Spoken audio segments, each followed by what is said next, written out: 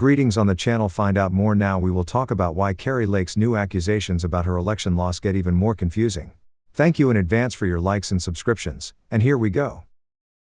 One of the many conspiracy theories around the 2020 election is that under the dark of night, they stole the election when no one was paying attention.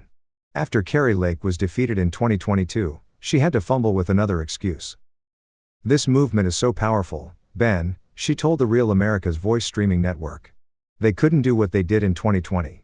They stole it in the dark of night, right? In 2020, at 3 a.m. they started changing things up. The truth is that the election counters were counting until 3 a.m. and then released results as the counting continued. Donald Trump, on election day, encouraged vote tabulators to stop counting the votes while he was winning. Be sure to write your comments below the video, it's very important to us.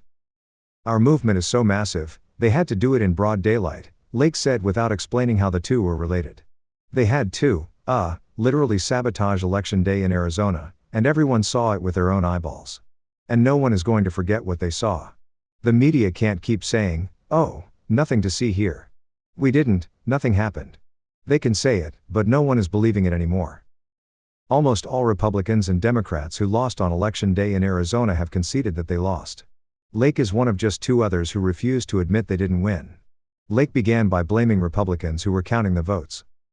And if you really think about it, if you step back and you take the pain of the moment out, because it is painful, and realize that, wow, God thinks so much of us that He put us here for this pivotal moment. To take on this fight, Lake said, describing her election loss as a kind of holy war. Lake swore that she would not accept it if she lost. She has upheld that promise.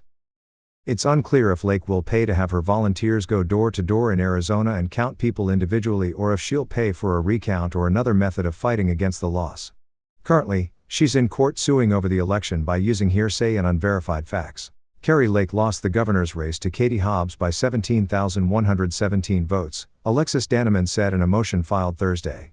In the face of this insurmountable margin, Lake brings a sprawling election contest, alleging everything from cyber hacking to Twitter mischief to intra-Republican warfare, all in an effort to sow distrust in Arizona's election results. Lake argued this week that because Twitter blocked revenge porn from being posted about Joe Biden's son, it meant that her election was fraudulent.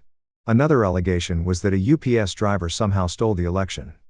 Subscribe to the channel, write comments, and we will keep you informed of all the latest developments.